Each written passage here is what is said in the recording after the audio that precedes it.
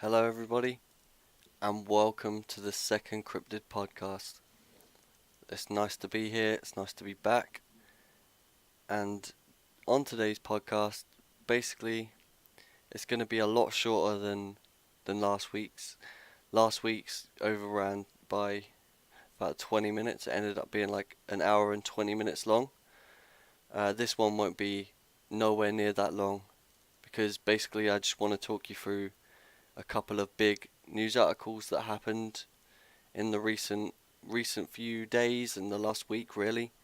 So that's pretty much all I want to discuss with you today. If you have any further questions for me to answer on another podcast, then just feel free to comment below and I will answer any of your questions because I'm always here. I'm always here to help.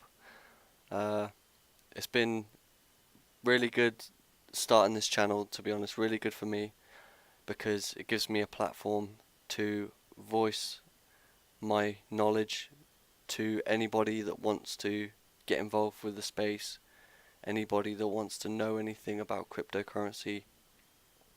We've now come to the end of the first section of the video lesson series, which has been great fun for me making it.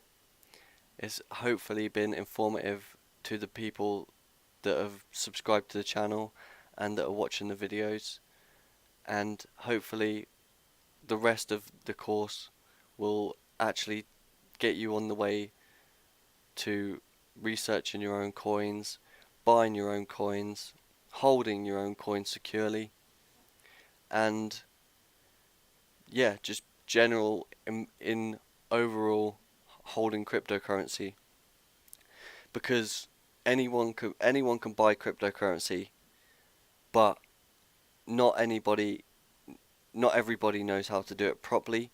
Not everybody knows how to do it securely and safely, and not everybody has the background knowledge of researching cryptocurrencies.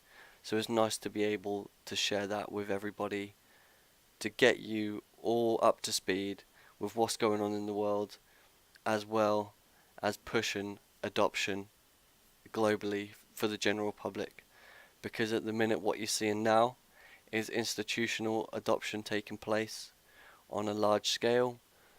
Um, Huge companies, Amazon, um, not a company but institute, the Bank of England, which has been openly voicing its its opinions on RTGS, real-time global settlement technologies, and what they plan to do in the next decade with that technology, which is really exciting for me. Well, really exciting for anybody in the crypto space, because everybody wants to see these big players getting involved and pushing this further, because they are the ones with the big wallets, and they are the ones whose decision really matters for regulatory clarity in the end.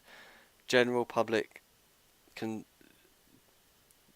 voice their opinions, yeah, but it's not the same as institutions adopting this technology and proudly announcing that they will be actually using this going forward in the next 10 years, which will further push this space to new levels. Obviously, obviously already we've seen one of the biggest rises in financial market history.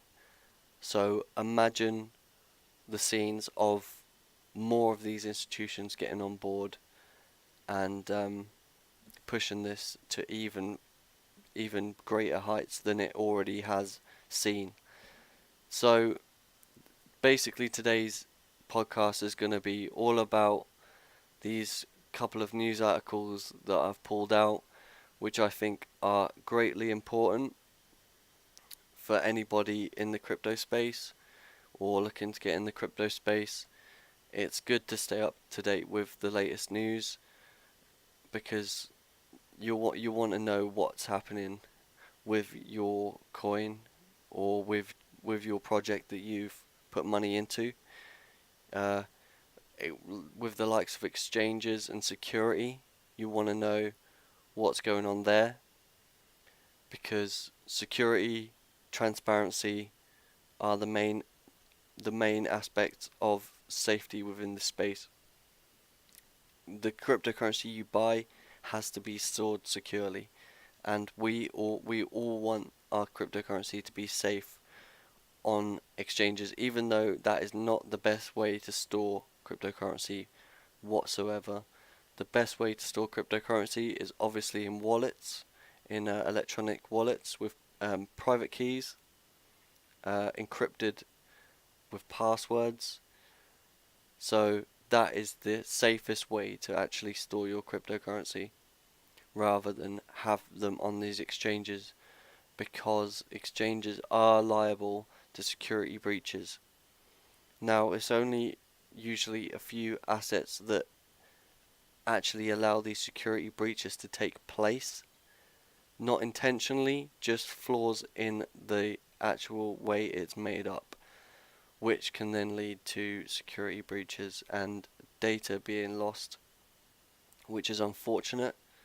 But this is why I plan to teach everybody that wants to know about exactly how to get into this space and how to store your coins properly without having the risk of being liable to an exchange hack.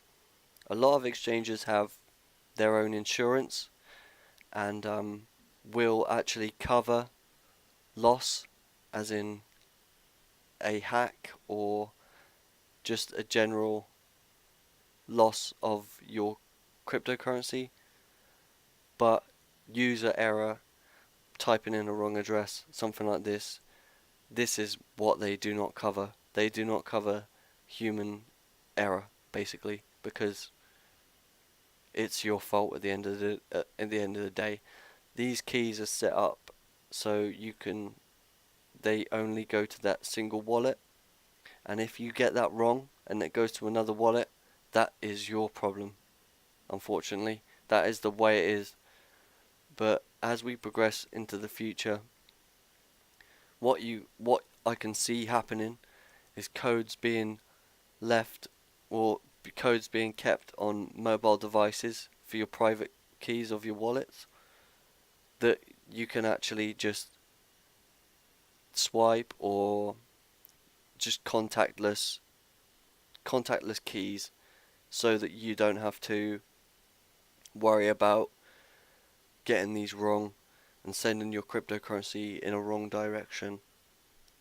So first of all, I want to talk to you about something that's quite new to this space, and something that not a lot of people actually own. I was rather lucky to be I think it was one of the 1,500 people to actually receive one of these, but I'm extremely grateful for Coinbase for this.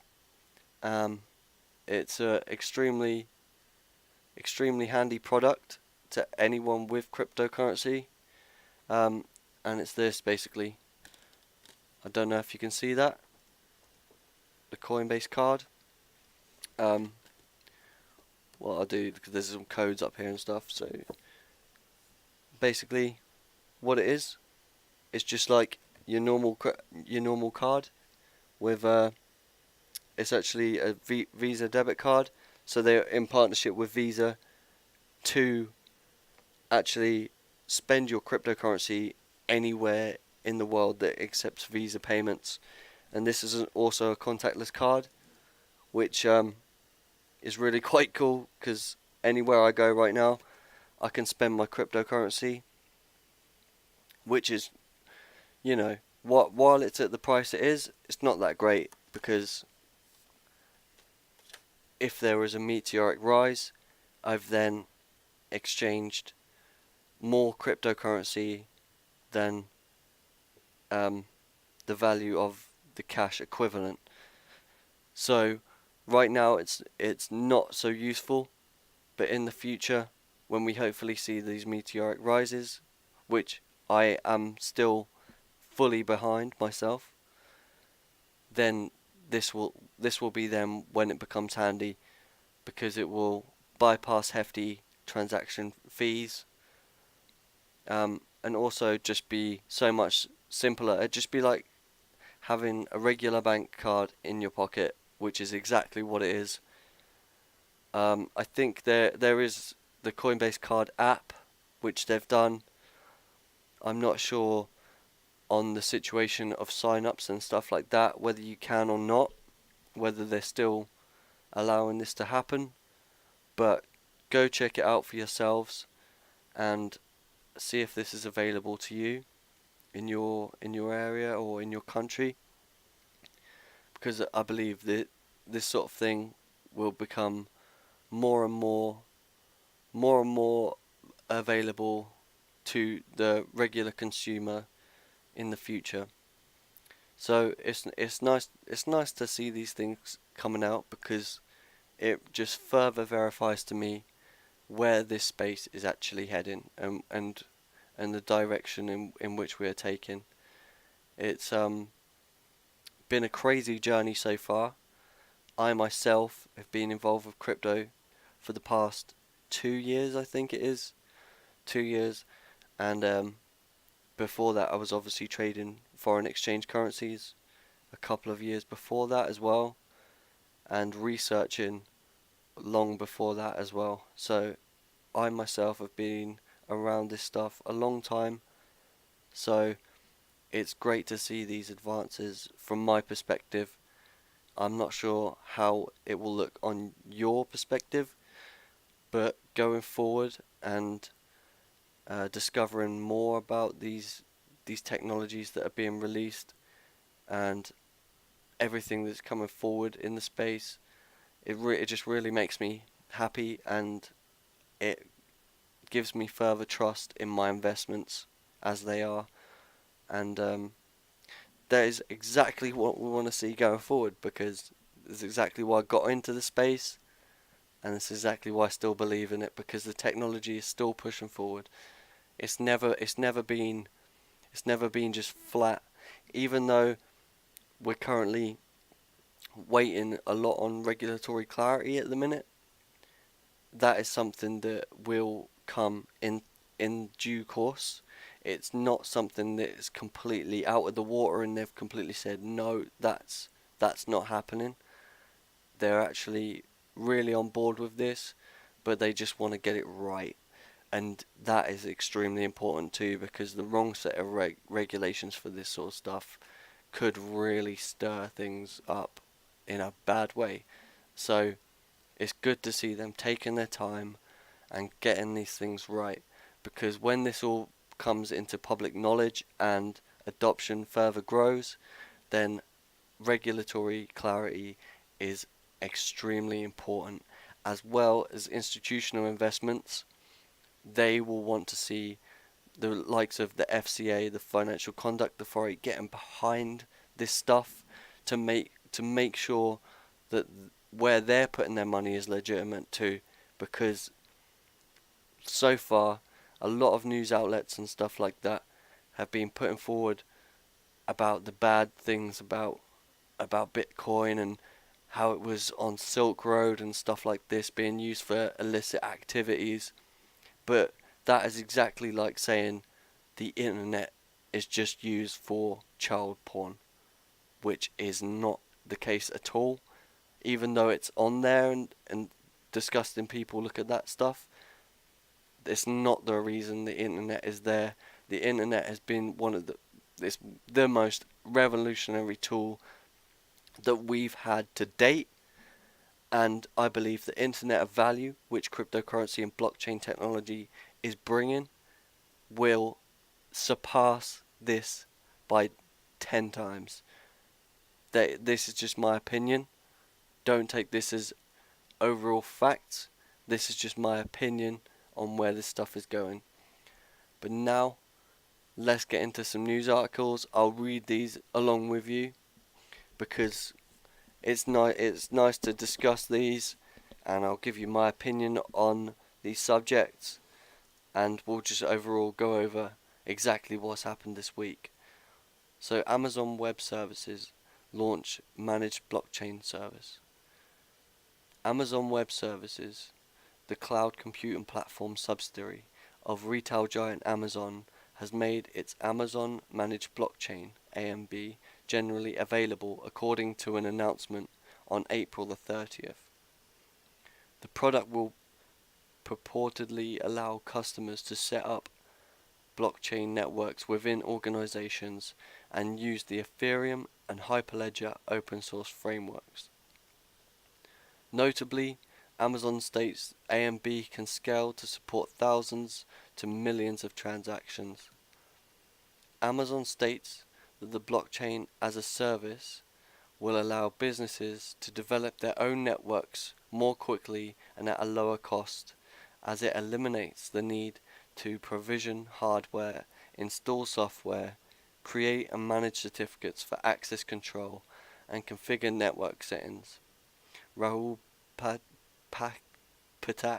General Manager, Amazon Managed Blockchains at AWS, said, Amazon Managed Blockchains take care of providing nodes, provisioning nodes, setting up the network, managing certificates and security, and scaling the network. Now, a lot of these names in cryptocurrency, I'm going to absolutely murder. I'm going to absolutely murder their names because I'm just English. That's going to be my excuse for that. Yeah. I'm terrible with names as it is, and yeah, I do not always get the pronunciation of words right, so that's something you can murder me about in the comments. I love to get ripped, so rip me in the comments. According to AWS announcement, major firms that have implemented AMB include United States communications giant AT&T, the Nestle Global Food and Beverage Company, and Singapore Exchange Limited.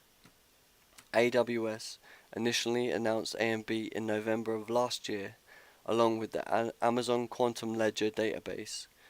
QLDB is a ledger database designed to provide transparent, immutable, and cryptographically verifiable log of transactions, which is overseen by a central authority, which means this is a centralized operation run directly from Amazon, so Amazon completely have control over this technology. So that is the first article I wanted to show you, which I thought was a pretty interesting one to start with. The fact that Amazon are getting involved in this space. So that is something as well that you will see more and more of as time goes on, as big companies like Amazon sticking their noses in and getting involved with this stuff. So it's great to see. And we have another one coming up right now, which is Starbucks. So Starbucks are working with Microsoft for blockchain-based coffee tracking platform. So United States-based coffee chain Starbucks will implement tech giant Microsoft Azure blockchain service to track coffee production. Tech news site GeekWire reports on May the 6th. Starbucks first announced its Bean to Cup initiative in 2018, stating that it would work with farmers in Costa Rica, Colombia, and Rwanda to pilot a blockchain-based coffee tracking system. The system will purportedly allow customers to track the production of their coffee and will open up potential financial opportunities for coffee bean farmers on the back end. Starbucks further noted they would open source the pilot program to disseminate their findings. The two companies presented a number of joint initiatives today at Microsoft's Build conference, GeekWire reports. The other projects reportedly include predictive drive-through ordering and connecting Internet of Things enabled equipment of different cafe locations. Microsoft's Azure blockchain service was just announced on May the 2nd, as recently reported by Cointelegraph. Azure blockchain service is a blockchain as a service platform, the same as this Amazon one that they're in the process of creating.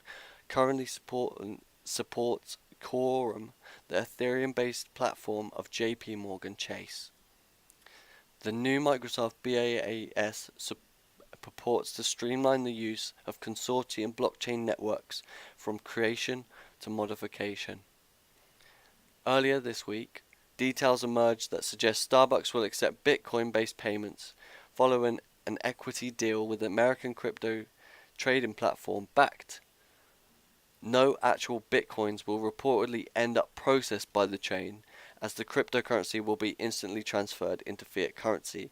What they're basically trying to say there is Bitcoin will not be used in this process because it's too slow, because it takes 3 to 6 hours to settle, which is a long time to be a pending transaction.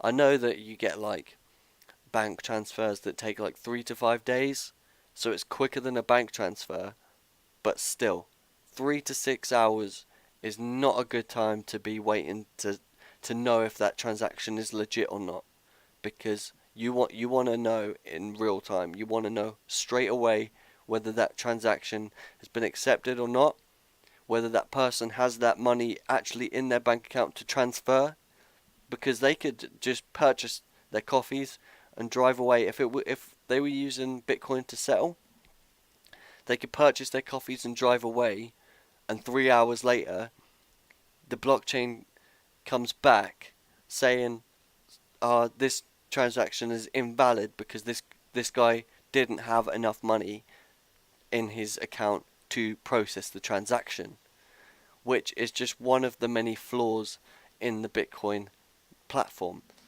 which is why these companies are developing these blockchains without the use of Bitcoin involved.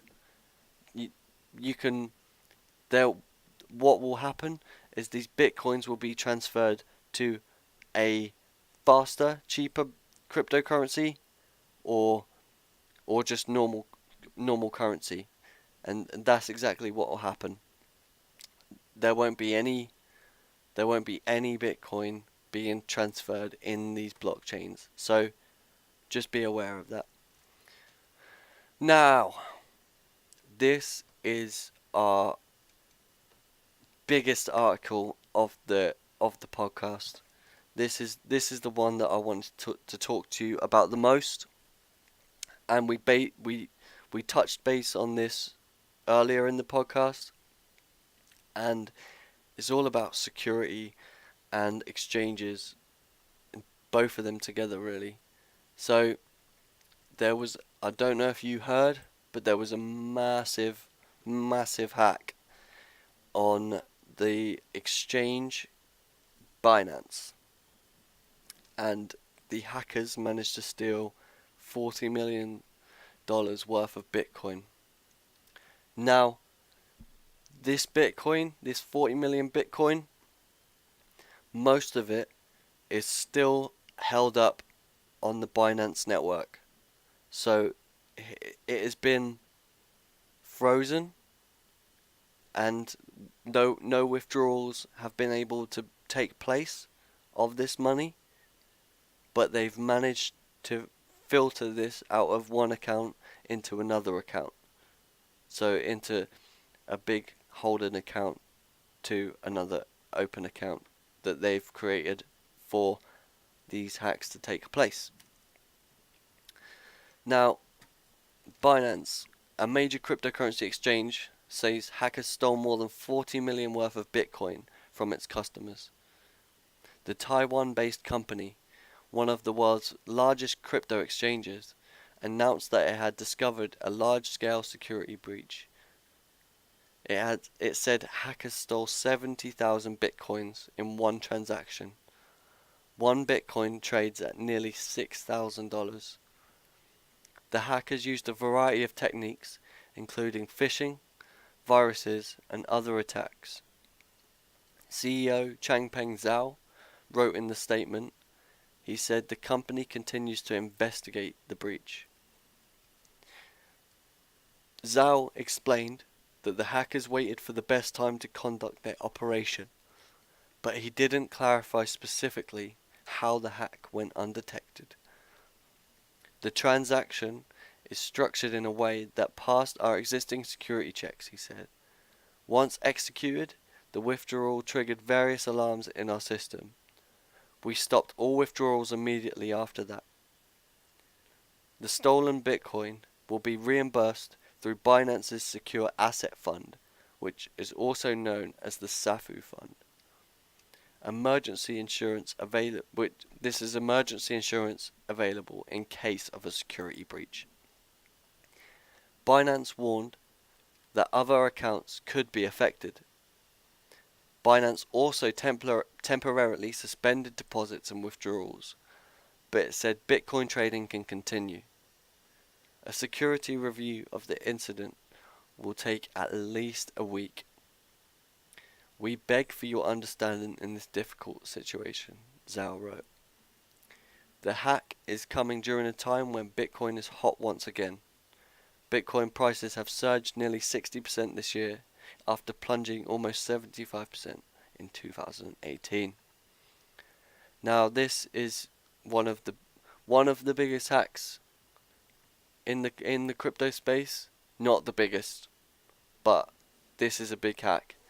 And without these safe asset funds in place, then you would have some very angry customers. Which is not very good. Imagine storing, imagine you had 1,000 Bitcoin on your portfolio, on your chosen exchange, in this case Binance. So 1,000 Bitcoin is around $6 million, right? And then say you woke up the next morning and it was gone. How would you feel about that? That would be absolutely soul destroying. I can only imagine what Binance are going through at this minute, but I am thankful for their transparency and I'm thankful for the fact that they have insurance to protect their clients of these sorts of hacks. Now, it's always said, and it's always best to keep your currency off these exchanges and keep them in cold storage. If you don't know what cold storage is, I will be covering it in section 5 of my free cryptid lessons. So you will learn all about that stuff if you keep watching my videos. So just keep up to date, hit the notification bell, and you will understand how to keep your coins safe from this stuff happening. Yeah. Now, I just want to close out this video by saying thank you so much for watching so far, for watching the podcast series, watching the video lessons. It means an awful lot to me. It really does. And I'm thankful for every single subscriber I get, and I'm thankful for the people that actually show appreciation for the amount of work that I'm putting into this stuff, because this takes a lot of time and it's been a long time in the planning. You are only going to see the stuff on the surface, but what has happened behind the scenes and the years leading up to this moment has been an epic journey, and I'm glad to have you on board with all this stuff. So thank you for watching, and continue to spread the love and continue to learn about this amazing space. And I hope that you have learned an awful lot already from these video lessons, and I hope you've been informed from these podcasts. And if there's anything that you want me to cover in the future, then just feel free to get involved. Comment below. Hit me up on Facebook, Twitter, Jake Levi Warren on both, and just ask me whatever questions you want, and I will be free to answer them. So thank you once again for tuning in. It's been an absolute pleasure to have you with me, and I am signing out. So from Mr. Cryptid, have a good evening. Thank you.